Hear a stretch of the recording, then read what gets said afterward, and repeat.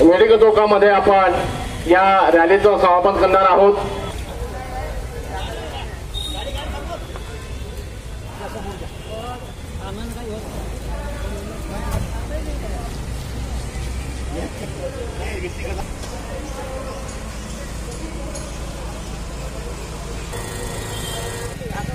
अरुण गाढे यांच्या नेतृत्वामध्ये संविधान तू ते आरक्षण बचाव महारॅली निघत आहे। आपल्याला मालूमच आहे की या रॅलीमध्ये मोठ्या संख्येने इथे लोकांचं जमाव होतं। थोड्या वेळात इथे मोठ्या संख्येने पाणी आल्यामुळे वेळाचं थोडंसं असंगीत झालं आहे, परंतु इथे जे कार्यकर्ते आहेत त्यांच्यामध्ये आता बी उत्साहामध्ये हा कार्यक्रमाला पार पाडण्यासाठी ते सज्ज झालेले आहे। समोर आपण पाहूया आरक्षण बचाव रॅली संविधान चौकातून इथे थोड्या वेळात इथे निघत आहे। कार्यकर्ते इथे सज्ज झालेले आहे, पाहू शकता। हा रॅलीमध्ये अरुण गाढे साहेबांनी मोठ्या अनुषंगाने इथे हा कार्यक्रम राबवलेला आहे।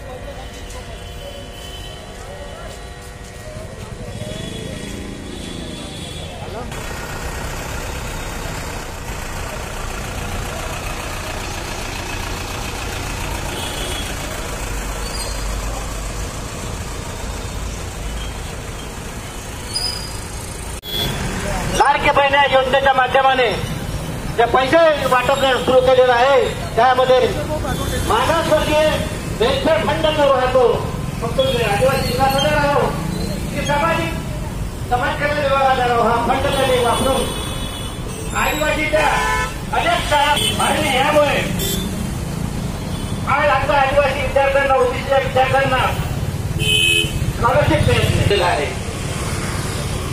8 लाखाचं त्यांनी जे सिलिंग लावलेलं आहे त्या सिलिंगमध्ये सुद्धा आदिवासी ओबीसी एसटी समाजाच्या सुप्रीम कोर्टाच्या जजेसनी निर्णय दिलेला आहे।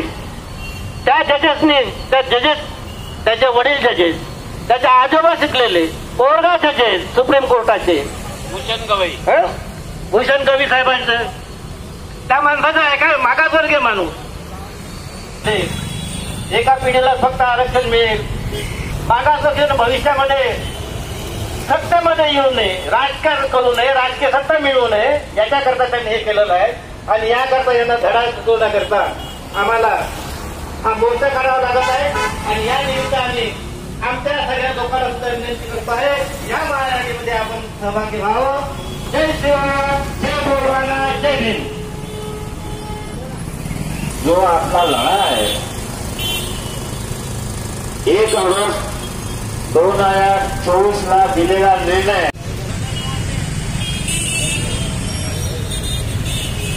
बाळासाहेब आंबेडकरांचा, महात्मा फुलेंचा, महात्मा फुलेंचा, छत्रपती शाहू महाराजांचा, छत्रपती शाहू महाराजांचा, छत्रपती शिवरायांचा, छत्रपती शिवरायांचा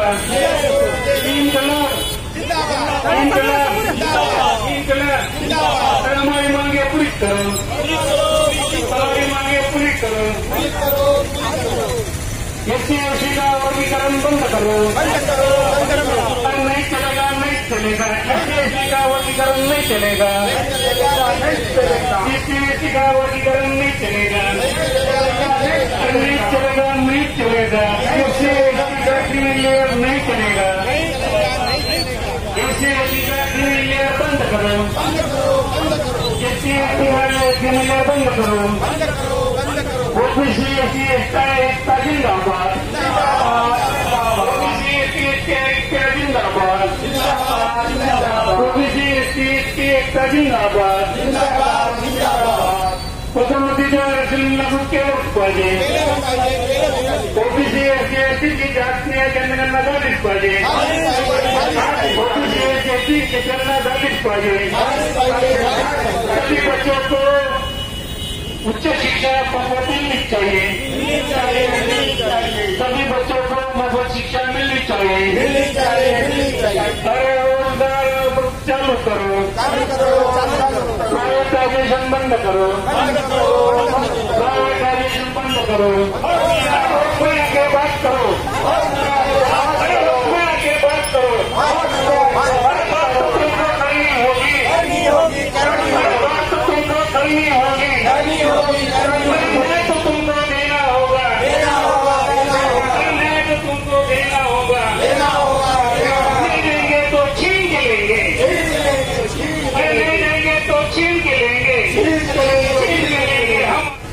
आमची रॅली उद्या सकाळी वर्ग भेट करतात आणि म्हणून आम्ही त्यांना विचारायला चाललेलं आहे की तुम्ही संविधानाची शपथ घेऊन आलेला आहे, सर्वांसोबत समान वागणूक तुमची असली पाहिजे, सर्वांसोबत तुमची समतेची वागणूक असली पाहिजे.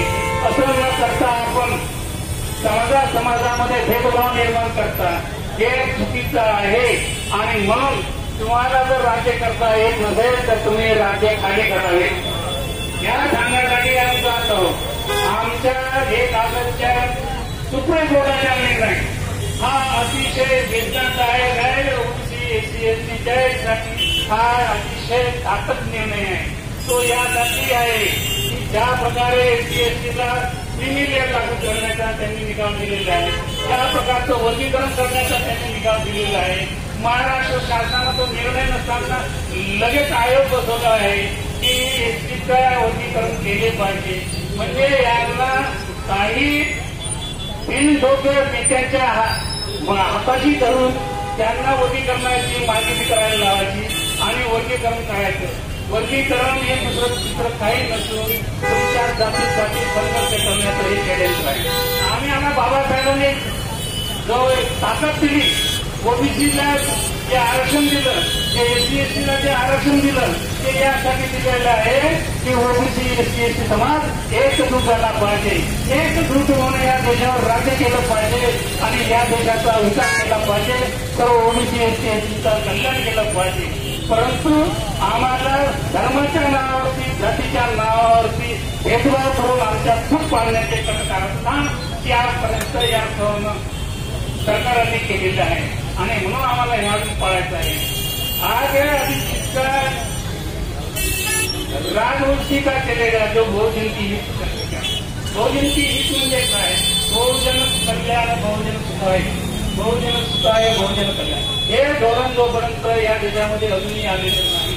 बाबासाहेबांनी राज्यघटना या देशाला समर्पित करताना 25 नोव्हेंबरला त्यांनी सांगितलं होतं का ही राज्यघटना ही कितीही चांगली लिहिली असली तरी जर ती नालायकाच्या हातात असली तर तिचा सत्यानाश होईल आणि ही घटना जर चांगल्या माणसाच्या हातात जर गेली तर या देशात गुलाम होणार आहे. अरे हजारो जाती पाती भरलेला हा देश, हजारो पंथामध्ये करलेला देश, अनेक भाषामध्ये बोललेला देश, याला सर्व एकत्र बांधण्याचं काम बाबासाहेबांनी केलं. तरीही अजूनही म्हणतात का बाबासाहेबांच्या नावाला विरोध होतो. का होतो की बाबासाहेबांनी ही सगळ्या या समताची बांधली, शांतता बांधली, बंधुभाव निर्माण केला. त्यांना बंधुभाव नको आहे. यांना ओबीसीवर राज्य करायचं आहे, त्यांना एससी एसटीवर राज्य करायचं आहे. हजारो वर्षांची गुलामी त्यांना आजपर्यंत लागली, यापुढेही त्यांना ती गुलामी पटवली आहे आणि म्हणून हे षडयंत्र आहे. ओबीसी एससी एसटीला धावण्याचं हे षडयंत्र आहे. ओबीसी शिकला नाही पाहिजे, एससी शिकला नाही पाहिजे, एसटी शिकला नाही पाहिजे. तो जर शिकला तर मला विचारतो, अन्यायाच्या विरुद्ध पेटून उठतो आणि मग आपण राज्य कसे करणार. आणि म्हणून न्यायालयाच्या मार्फत, सरकारच्या माध्यमातून हे षडयंत्र सुरू आहे आणि हे षडयंत्र आमच्या समाजाने ओबीसीने समजून घेतलं पाहिजे, हे एससी एसटीने समजून घेतलं पाहिजे. कारण हे राज्यकर्ते जे आहे आमचे शोषण करणारे आहेत, कंत्राटी पद्धत आणलेली आहे, हजारो रिक्त पदे आहेत, बेरोजगार तरुण उच्च शिक्षित होऊन रस्त्यावर फिरतो आहे, ते थांबणार आहे. उद्या तो जर रस्त्यावरती दंगे करायला लागला तर काय होणार आहे? बेरोजगारांना नोकरी नाहीये आणि हे लोक किरापत वाटत आहेत. लाडकी बहीण योजनेच्या नावावरती भाजीचा, तुमच्या आदिवासीचा पैसा त्याकडे वळत आहे. आमचा विरोध नाही आहे. लाडकी बहीण सुखी असली पाहिजे, लाडका भाऊ सुखी असला पाहिजे, सर्व सुखी असले पाहिजे. परंतु आदिवासीचा पैसा त्याच्यावरती तुम्ही खर्च करत असाल तर समजणार. तुम्ही जर एसटी एसटीच्या कल्याणाचा पैसा त्याच्यावरती खर्च करत असाल तर ते आम्हाला नाही मान्य नाही. अरे 3% वाल्यांनी या देशातल्या 90% गावऱ्या खाऊन टाकल्या. संपूर्ण सर्वोच्च न्यायालयामध्ये एकाच जातीचे न्यायाधीश आहेत. म्हणजे आम्ही बाकीच्यांनी आजपर्यंत या स्वातंत्र्याला काय मिळालं आहे? या स्वातंत्र्याचे आम्हाला किती लाभ मिळालेले आहेत? एमपी मिळायला लागले तर तुम्ही वर्गीकरणाला लागलेले आहे, तुम्ही लेव लावायला लागलेले आहे आम्ही म्हणतो वर्गीकरण करायचं असेल तर त्या उच्चवर्णीयाचं करा. त्या उच्चवर्णीयामध्ये 1% समाज 90% जागा घेतली वर्गीकरण त्याचं झालं पाहिजे. त्याचं वर्गीकरण तुम्ही का करत नाही? आमचं वर्गीकरण आमच्यात भांडणं लावता, त्यांच्यात भांडणं लावा, त्यांच्यात भांडणं लावा, आम्हाला मोकळं ठेवा. जर तुम्हाला खरोखरच आरक्षणाचा त्याचा पुनर्विचार जर करायचा असेल तर सर्वांना समान लावा. 100% आरक्षण सुरू करा. नाही तर कमीत कमी 3% वेळा समाजाला 3% आरक्षण द्या. 57% वापर करा. हे जोपर्यंत करणार नाही तोपर्यंत या देशामध्ये समता प्रस्थापित होणार नाही. बाबासाहेबांनी सर्वांना अधिकार दिलेले आहे, भाषणाचा अधिकार दिलेला आहे. त्या भाषणाचा आपण उपयोग केला पाहिजे. परंतु लोकांच्या दंगली घडून आणण्यामध्ये, लोकांचं खच्चीकरण करण्यामध्ये, कोणाला बलात्कार करणाऱ्याला तुम्ही माफी देण्यासाठी पुढे येता, चोरी करणाऱ्याला तुम्ही माफी देता, हे थांबलं पाहिजे. आपल्या लोकांनी लक्षात घ्या. राजकारणी लोक एक नंबरचे शब्दावर लक्ष घ्या.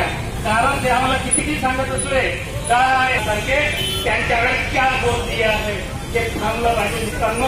आणि म्हणून या पुढच्या निवडणुकीमध्ये अशा उमेदवाराला मत द्या जो तुमचं प्रतिनिधित्व करेल. बाबासाहेबांनी आरक्षण, राजकीय आरक्षण लोक चुकीचं सांगतात. तर 10 वर्षासाठी आरक्षण लागू केलं होतं, हे चुकीचं आहे. हे राजकीय आरक्षण होतं. राजकारण आपलं आरक्षण हे तोपर्यंत आहे जोपर्यंत इथे जाती व्यवस्था आहे, जोपर्यंत इथं असमानता आहे, तोपर्यंत हे आरक्षण असणार आहे. बंधूंनो, हे लक्षात घ्यायला पाहिजे. ही भीक नाही आहे, आरक्षणाचे प्रतिनिधित्व आहे. त्याच्यावरती तुमचा हक्क आहे, ते कोणीही राहू शकत नाही. एवढं सांगतो, येथे सांगतो. या रॅलीमध्ये आपण सहभागी व्हा. सरकारला जबाब विचारायचा आहे. त्या सरकार आमच्या हिस्सा कुठे आहे, आमचा वाटा कुठे आहे, आमच्या जमिनी कुठे आहेत आम्हाला सांगा. आमच्या जमिनी तुम्ही त्या धान्यांना का देता? हजारो एकर, लाखो एकर शेती आमच्या हक्काची शिक्षणा दिलेली आहे. हे कुठे थांबलं पाहिजे आणि त्यासाठी आपला लढा आम्ही सातत्याने ठेवत आहोत. त्यापूर्वी आम्ही जंतर-मंतरला आंदोलन केलं. त्यानंतर आम्ही 15 सप्टेंबरला इथे आरक्षण राष्ट्रीय परिषद घेतलेली आहे. आता हे आंदोलन शेवटी नागपूरचे मंत्रालयापर्यंत जाणार. जर आमच्या मागण्या पूर्ण नाही झाल्या तर पुढचा टप्पा आमचा जंतर-मंतरला आम्ही घेराव घालून आपली साथ आम्हाला द्या. परिवर्तन आपण घडवूया. कारण परिवर्तन लोकांना हवं आहे.